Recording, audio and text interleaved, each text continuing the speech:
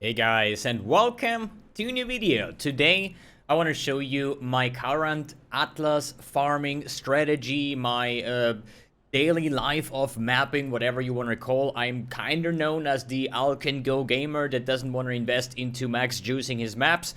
And last league I actually had a pretty good Atlas strategy with farming map bosses, getting Conqueror maps and this kind of stuff, and I implemented that with the new Delirium stuff. So I really like Delirium, I think it's great. So I made an Atlas passive tree that is focusing around the core aspects of getting Conqueror maps on the map boss drops, or at least the map boss can drop Conqueror maps. It can also run, wait a second. So now, Elder and Shaper Guardians, as well as there is a chance of getting synthesized maps.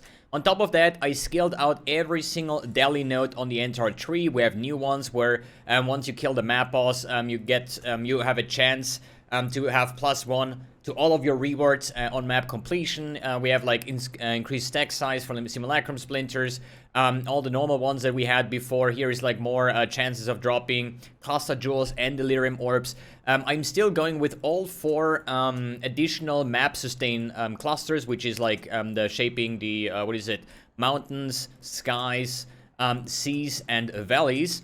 And I'm using stream of consciousness for now. Just because I just want to farm currency, okay? That means I don't want to spend any fragments, I don't want to use any scarabs, I don't want to use anything of that. So Stream of Consciousness gives me a very, very, very high chance of proccing the Mirror of Delirium. I would say it's around about 9 or let's say 8 out of 10 maps will actually give me a Mirror of Delirium, basically, right? On top of that, I deleted all other league mechanics because I personally think if you don't have spec'd into a certain league mechanic, it's not worth running, because if you would spec into it, it would be a lot more profitable for the same time invested. Breaches, for example, right? Increased chances of boss spawns, the bigger chest, the Xalatesh dude, you have like Chayula, the emblems can drop and whatnot. Breaches are opening way faster, way more monster density. So having a normal breach in the map, you know, it's like boring. You know, these are like 5 or 10 tool splinters that I get for staying there for like 20-30 seconds because it opens that slow. I think it's just a waste of time. This is basically just the way I farm, okay? This is not anything special. I do not know how much currency I make per hour. I do not know how much it is compared to other farming strategies. This is just something I like to farm, and that's why I want to share it with you, because I still make quite a decent amount of currency by just basically all can go. So blocking every single league mechanic besides Delirium, obviously. Then Stream of Consciousness. We do have we farm the Eater of Worlds clusters here, which are still pretty good. So the altars got nerfed, but it's more clear now, and there is like a very rare node when it comes to the Eldritch altars that give you a chance of dropping divine orbs. And I have seen other streamers, I think it was like Firegrass, dropping like 17 divine orbs in one single map once he got this altar early on in the map. I think Pox had it last time, which he had like 12 or 13 divine orbs in one single map. I personally still haven't found it yet, but I hope that I will find it at some point. So I'm just, you know, I think it's like a great adaptation. It's great currency. And on top of that, I'm farming that in a map where I think good stuff can drop. Doesn't mean it will drop because it's pretty rare, but we're talking about Apothecary card. There are 3 maps that can actually drop that, which is the Crimson Temple map, the Crimson Township map, and the Default Cathedral. I've been running like probably 1,500 Default Cathedrals last league, and I didn't drop a single Apothecary card, but it just feels better for myself to play in an environment where every day, every map could potentially make me 20, 30, 40 divines richer than before. If I would farm like Dunes, for example, there is like no Apothecary card dropping, no Doctor card dropping, so you just go into to farm like a Legion, a Delhi or something in, like that. Or 100% Delhi, whatever you want to do. But that's about it. When I farm in a Default Cathedral or something, I could potentially, if I'm lucky, get a card, you know? Not saying it's gonna happen, but it just feels better. So yeah, this is basically my currency strategy. Block out every league mechanic, skill entirely into every single Delirium node, take all the additional boss drops for synthesized maps, Conqueror maps, as well as like Shaper and Elder Guardian maps, and we're gonna farm altars. So this is pretty much it. Link is given in the description below, and we're gonna do a test run right now, or show you the little bit of a loot that we got just from today's mapping, which is like shit tons of maps. I have favorited the Crimson Temple because I'm just getting tired of Defiled Cathedral since I ran so many last league. And at the moment, I'm currently even trying, so map sustain wise, we're looking actually pretty decent, I would say. So a bunch of Crimson Temples back. I would usually just Alk and go, but since I'm farming Delhi and I'm actually getting quite a bunch of Delhi orbs, this looks a bit terrible in the amount of Delhi orbs, but I just prepared another like 20 maps or something and throw one single Delhi orb on it just to test it. I know that some people are gonna be 5-head now and say like, yo, you realize if you run one orb on these maps, it's 100% Delhi, so Stream of Consciousness doesn't do anything.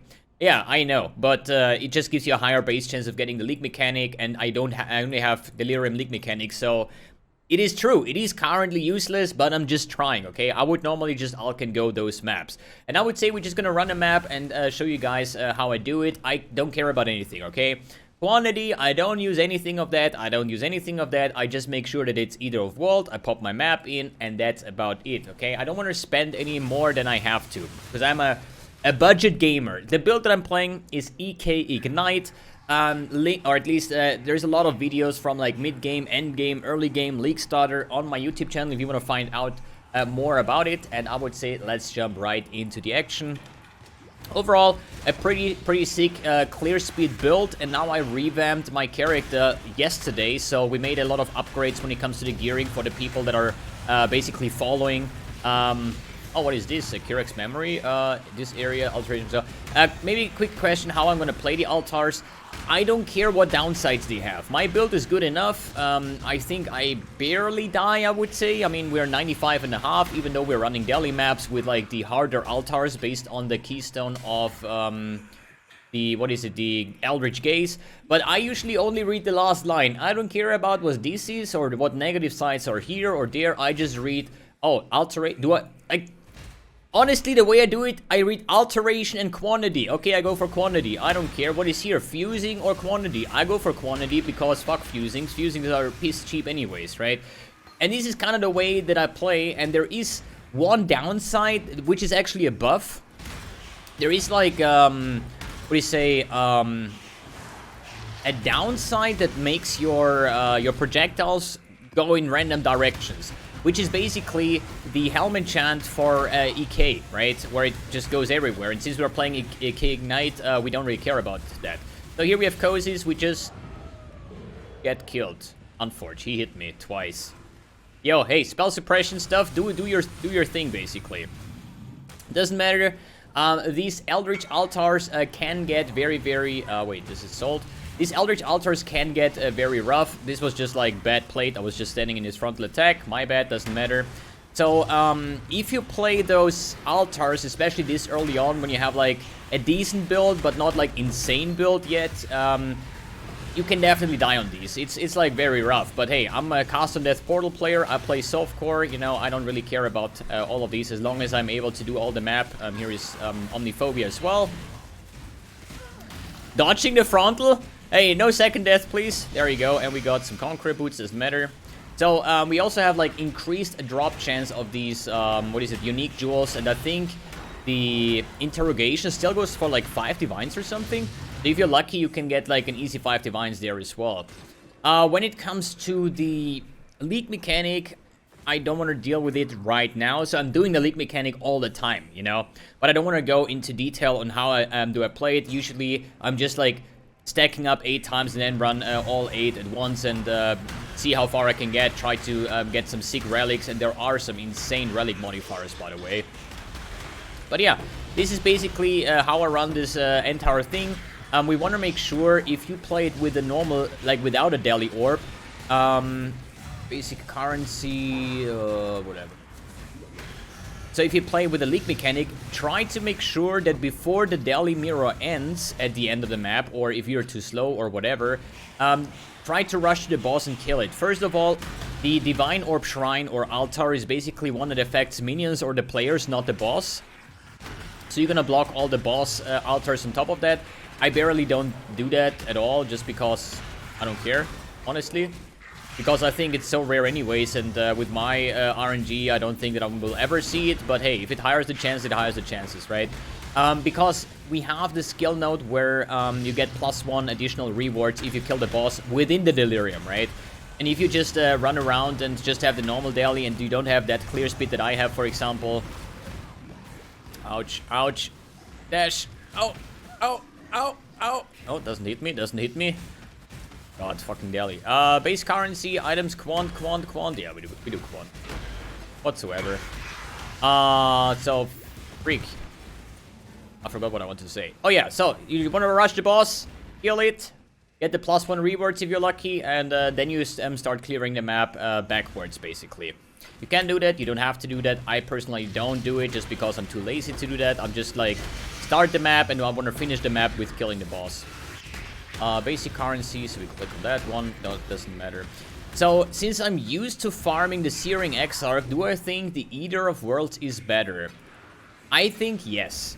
Not because of how it compares and what gives more currency, but I personally think since we're playing an Ignite build and the Eater of Worlds is focused around the fire theme, right? So here we got a Guardian map again, which is pretty good, and that's basically the map. As I said, the fire dude, the Searing Exarch, has a lot of fire modifiers, like fire and chaos. I'm playing a fire build, so if I buff the boss with like additional fire resistance, this lowers my damage, and I don't really have a lot of chaos resistance. With flasks on, I'm like barely positive. While the Eater of Worlds has like cold, and I don't know what the other one is, could be chaos again, doesn't matter. But he has cold modifiers, so if I buff the boss by like, let's say I higher his max resistance to 85 or even 90, it doesn't affect my build in the slightest, you know? So there is like, I'm playing this strategy now since 2 days. And I don't think that I ever had any mod where I say this would disable my build, you know? So here we have some Guardian maps. They are currently going for 35 chaos. So we made like probably, yeah, like a 45 chaos or so just from this one map. And I think, you know, for a low effort, no maintenance thing map strategy, I think it's pretty good. Here we have Harpies, that's also 10 chaos, some Val Orbs, some bubblegum currency, and that's about it. Next map in, and you just continue doing this for however you want to do.